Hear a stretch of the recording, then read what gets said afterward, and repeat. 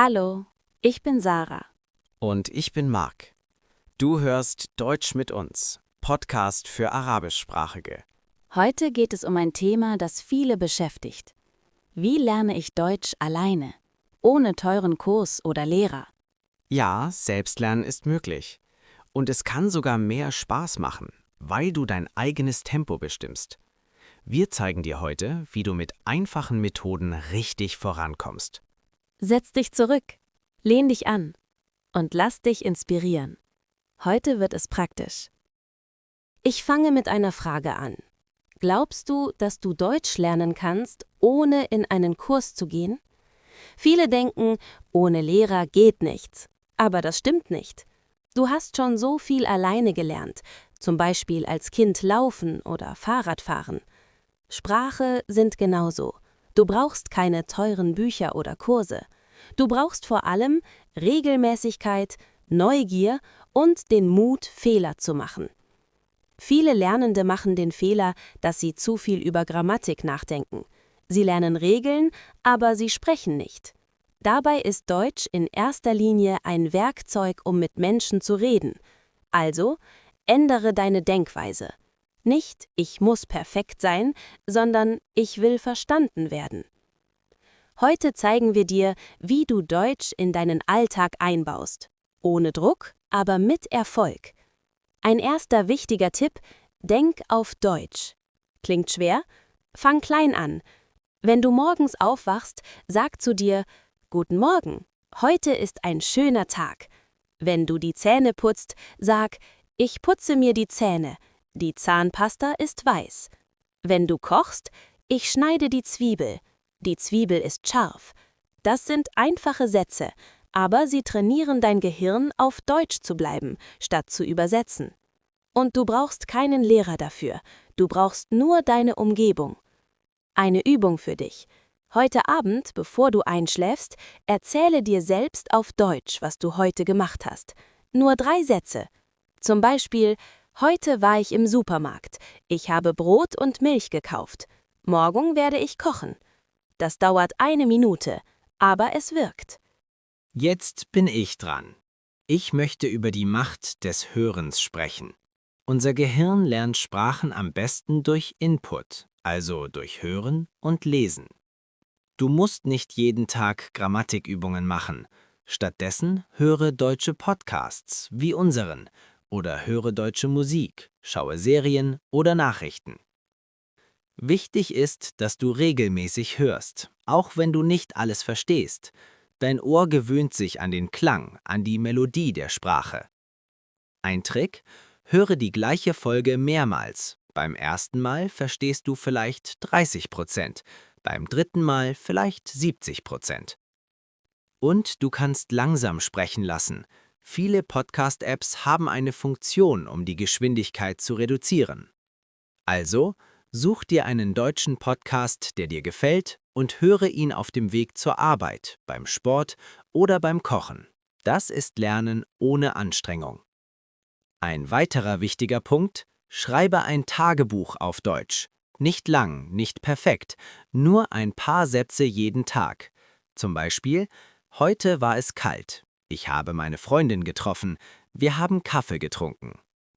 Warum hilft das? Weil du aktiv Sätze bilden musst. Du suchst nach Wörtern, probierst aus. Das festigt die Sprache in deinem Kopf. Und du siehst nach einer Woche: Ich kann schon kleine Geschichten schreiben. Das motiviert. Du kannst auch eine App benutzen oder ein einfaches Heft. Wichtig ist, mach es dir leicht. Ein Tipp: Schreibe die Sätze laut, während du sie schreibst. So hörst du dich selbst. Und keine Angst vor Fehlern. Du schreibst für dich allein. Niemand korrigiert dich. Aber mit der Zeit wirst du besser. Jetzt möchte ich über Filme und Serien sprechen. Das ist eine der besten Methoden, um Deutsch zu lernen. Und es macht Spaß. Wähle einen Film, den du schon kennst. Zum Beispiel einen Disney-Film oder einen deutschen Film mit Untertiteln. Schau ihn zuerst mit deutschen Untertiteln. Dann, wenn du dich sicherer fühlst, ohne Untertitel. Du lernst natürliche Sätze, Alltagsausdrücke und die richtige Betonung. Ein Tipp von mir: Schau Szenen mehrmals. Hör dir einen Satz an, pausiere und sprech ihn nach, wie ein Schauspieler. Das ist wie Training für deine Zunge und dein Ohr. Und das Beste, du musst nicht in eine Sprachschule gehen, du machst es von deiner Couch aus. Also, such dir heute einen deutschen Film auf Netflix oder YouTube. Nimm dir 15 Minuten Zeit, es lohnt sich.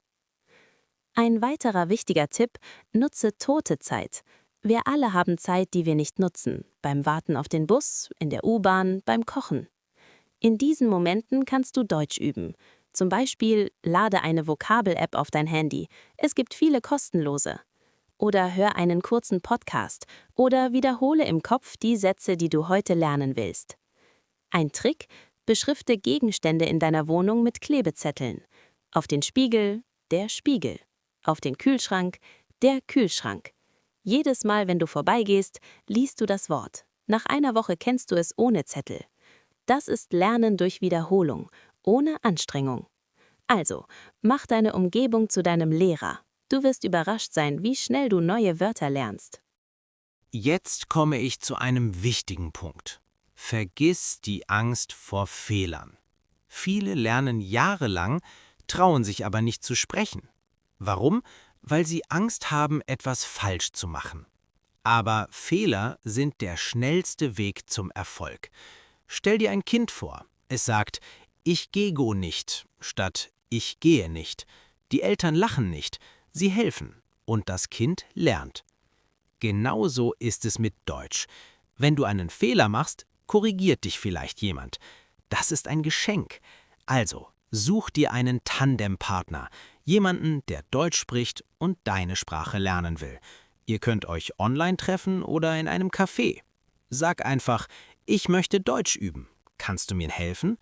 Die meisten Leute sind freundlich.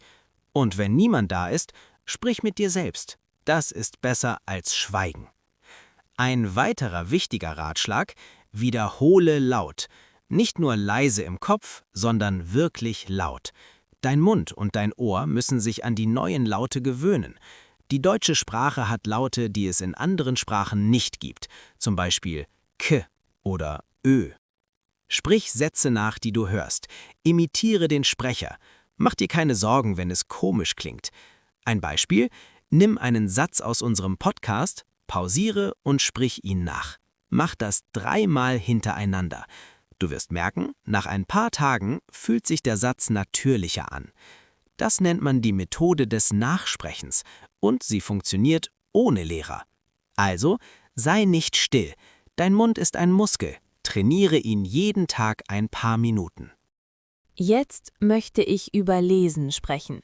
Nicht schwere Zeitungsartikel, sondern einfache Texte. Zum Beispiel Kinderbücher. Sie haben kurze Sätze, viele Bilder und wiederholen Wörter. Du kannst auch Nachrichten in leichter Sprache lesen. Viele deutsche Sender bieten Nachrichten in einfacher Sprache an. Das ist perfekt für Selbstlerner. Du verstehst mehr und du lernst gleichzeitig etwas über Deutschland. Ein Tipp: lies laut. So verbindest du das geschriebene Wort mit dem Klang. Und wenn du ein Wort nicht kennst, schreib es auf einen Zettel. Such es später im Wörterbuch.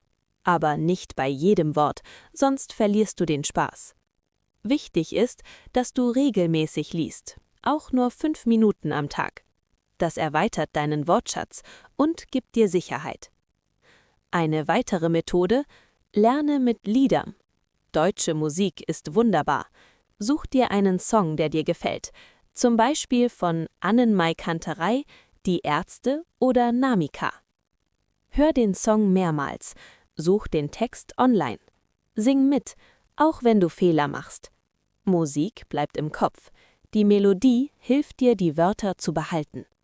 Du lernst nicht nur Vokabeln, sondern auch Umgangssprache und Gefühle. Ein Tipp: schreib den Text ab. Das trainiert deine Rechtschreibung. Oder mach eine Lücke. Schreib den Text aus, aber lass jedes 5. Wort weg. Dann versuche die Lücken auszufüllen. Das ist eine einfache Übung, die du ganz alleine machen kannst. Also, mach heute deine Lieblingsmusik auf Deutsch an und sing mit. Es macht Spaß und du lernst nebenbei. Jetzt spreche ich über Ziele setzen. Viele lernen ohne Plan und hören dann nach ein paar Wochen auf.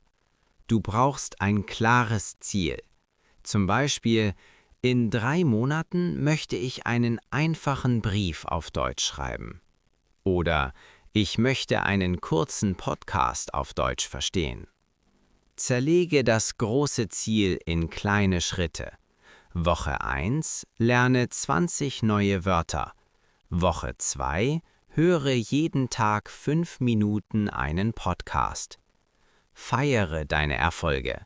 Wenn du dein Wochenziel erreichst, gönn dir etwas. Einen Film, einen Kaffee, eine Stunde Pause. Ein Tipp: Schreib deine Ziele auf. Häng den Zettel an die Wand. So siehst du jeden Tag, warum du lernst. Und wenn du mal keine Lust hast, mach einen kleinen Schritt. Nur einen Satz. Hauptsache, du bleibst dran.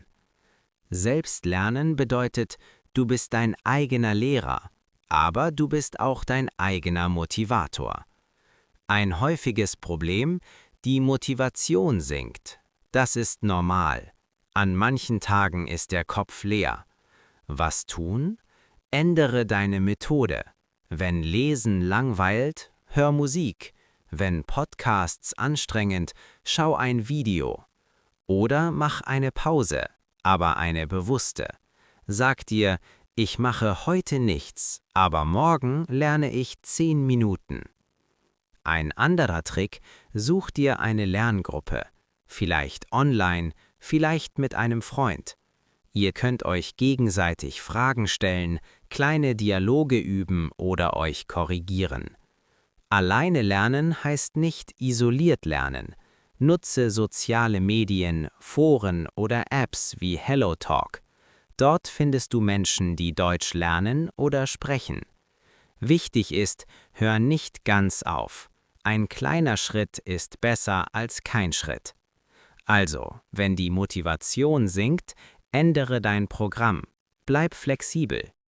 Jetzt möchte ich über Geduld sprechen. Deutsch lernen ist ein Marathon, kein Sprint. Viele denken, nach 3 Monaten muss ich fließend sprechen, aber das ist unrealistisch. Setz dir realistische Erwartungen. Nach einem Monat kannst du vielleicht einfache Sätze sagen. Nach einem Jahr führst du ein kurzes Gespräch. Das ist okay. Jeder lernt anders. Vergleich dich nicht mit anderen. Ein persönliches Beispiel: Ich habe 1 Jahr gebraucht, um mich beim Bäcker sicher zu fühlen. Aber ich war stolz, als ich endlich ein Brötchen bitte sagen konnte.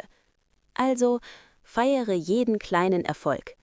Du hast heute ein neues Wort gelernt? Super. Du hast einen Satz ohne Fehler gesagt? Großartig. Diese kleinen Erfolge sind der Treibstoff für deine Reise. Und denk dran, jede Minute, die du investierst, bringt dich weiter, auch wenn es sich manchmal langsam anfühlt. Mein letzter Teil heute. Ich möchte dir einen Satz mitgeben. Die Sprache wächst mit dir. Du musst nicht perfekt sein. Du musst nicht alles verstehen. Fang einfach an. Nimm dir heute eine Methode vor.